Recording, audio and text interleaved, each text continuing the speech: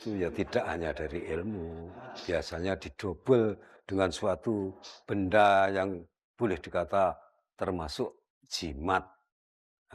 Jimat pun bermacam-macam bentuk dan jenisnya. Nah, biasanya seorang warok itu memang di samping ilmu yang ditekuni juga memiliki pusaka-pusaka atau jimat-jimat untuk menambah kesaktiannya.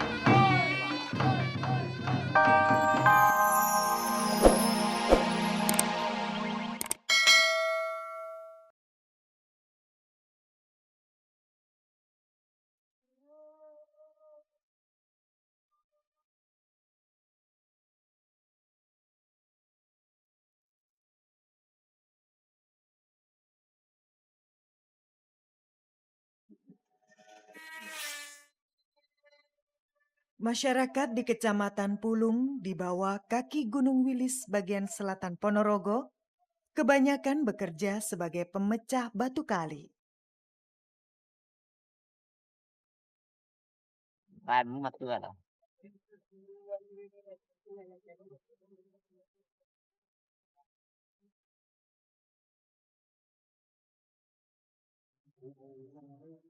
Berpuluh tahun mereka memecah batu kali dengan peralatan sederhana.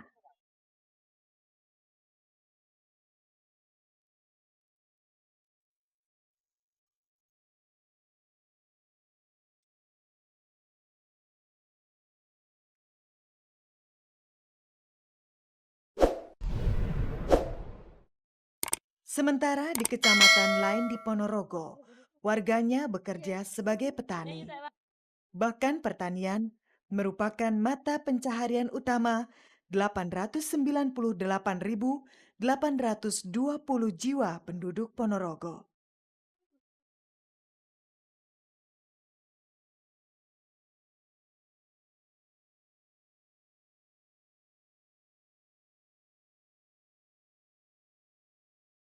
Kabupaten Ponorogo yang luasnya 1.371 km persegi terbagi dua, yaitu wilayah dataran tinggi di Kecamatan Rayung, Suko, dan Pulung, serta wilayah dataran rendah.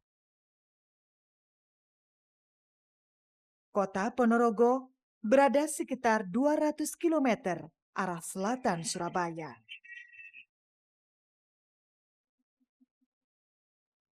Ponorogo tak terpisahkan dengan keberadaan warok dan kesenian reog. Nama Ponorogo berasal dari kata pono yang artinya pintar atau mengerti, dan rogo atau raga yang artinya badan jasmani. Bismillahirrahmanirrahim. Waddariyati darwa falhamilati iqra faljariyati isra wal muqasimati mutalib. Berdasarkan babat Ponorogo yang ditulis Mbah Purwo Wijoyo, nama Ponorogo berasal dari kata Pramanaraga. Batoro Katong, Kiai Mirah, Patih Slo Aji, dan Dojoyo Dipo kemudian sepakat menjadikan nama itu Ponorogo. Batoro Katong adalah bupati pertama yang mengembangkan wilayah ini dari tahun 1418 Saka atau 1496 Masehi seperti yang tertulis pada Condro Sengkolo atau prasasti di area makam Batoro Katong di Desa Setono, Kecamatan Jenangan.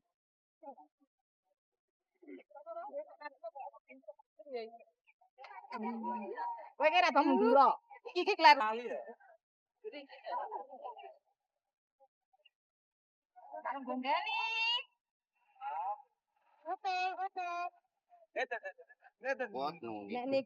Kawasan Ponorogo awalnya adalah sebuah kerajaan dengan nama Kerajaan Bantarangi. Beberapa tahun silam, masyarakat masih dapat melihat tumpukan batu seperti bekas gerbang di Desa Sumoroto Seboto, Kecamatan Kauman Ponorogo. Namun sekarang, batu-batu yang menjadi bukti kerajaan Bantar Angin sebagai cikal bakal Ponorogo tersebut banyak yang hilang.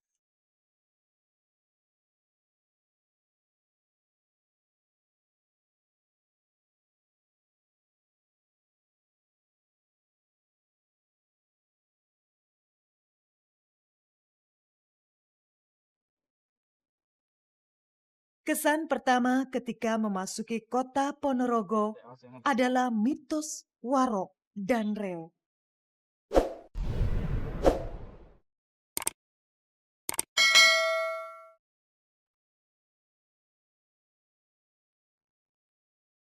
Ayo, Prit. Banyak kesan magis dan mistik di balik cerita Warok. Bahkan, Warok dianggap dekat dengan namanya dunia Warok. kelam dan negatif karena memiliki pembantu pria yang dijadikan gemblak atau pelayan seks. Seorang Warok Darwianto Suryojiwo yang akrab dipanggil Mbah Darwi menepis anggapan negatif tersebut. Warok menurut Mbah Darwi justru banyak tirakat dan dekat dengan dunia spiritual. Untuk membentengi diri, Warok biasanya memiliki aji-aji atau jimat.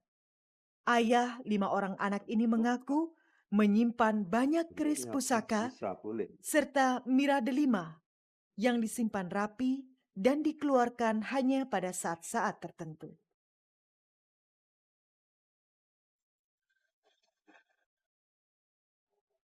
Itu ya tidak hanya dari ilmu, biasanya didobel dengan suatu benda yang boleh dikata termasuk jimat.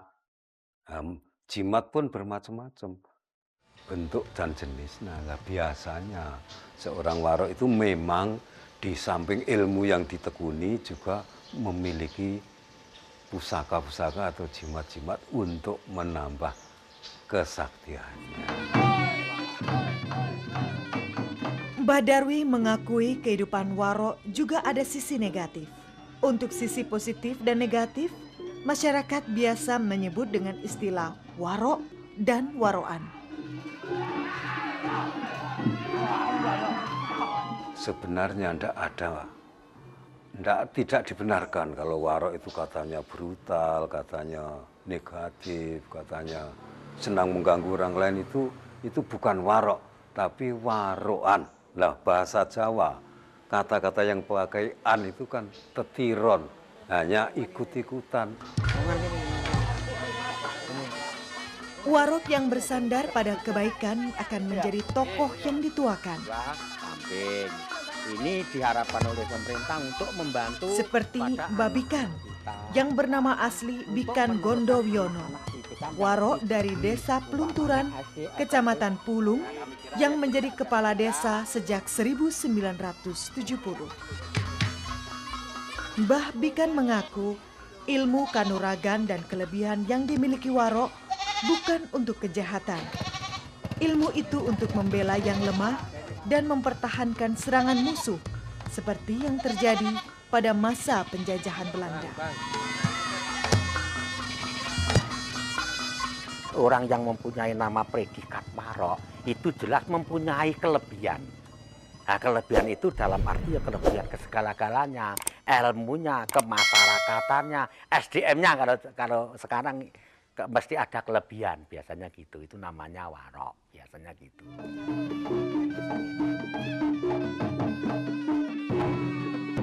Selama ini terdapat mitos warok tidak boleh sering berhubungan dengan istri atau perempuan lain. Untuk menjaga kesaktiannya, warok harus lebih sering berhubungan dengan gemblak laki-laki muda, meski berhubungan di sini tidak dikaitkan dengan aktivitas seksual.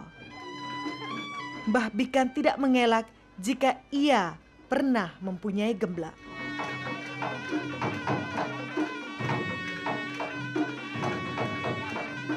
Karena zaman dulu itu karena sudah mempunyai nama itu kelebihan dari ilmu, bisa dikenal bahwa itu orang warok itu karena ngingu gemblakan. Satu wae duwe. Ya termasuk ngono-ngono barang ya tak keloni gemblakan tar minta barang biyen kae. Lah kaya ganteng ya biyen. Hah? Ya satu-satu tapi biasanya kan 2 tahun ganti, 2 tahun ganti. Dalam perkembangannya, gemblak kini bukan lagi sebatas pelayan, tetapi sebagai anak asuh yang nantinya dapat menjadi warok muda berjiwa teguh dan bersih.